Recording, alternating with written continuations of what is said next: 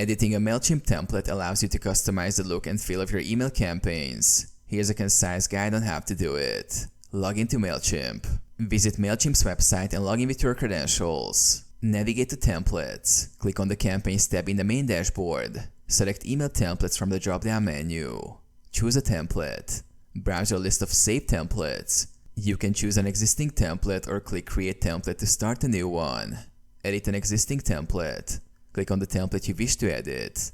Click Edit to open the template in Mailchimp's editor. Use the editor. Drag and drop editor. Add or rearrange content blocks such as text, images, buttons, and social media links by dragging them into the template. Rich text editor. Modify text formatting, links, and images within the editor's text fields. Design. Customize colors, fonts, and layouts to match your brand style. Save changes. Click Save and Close to apply your changes. If you're creating a new template, name it and save it for future use. Preview and test. Use the preview option to see how your email will look on different devices. Send a test email to ensure everything displays correctly.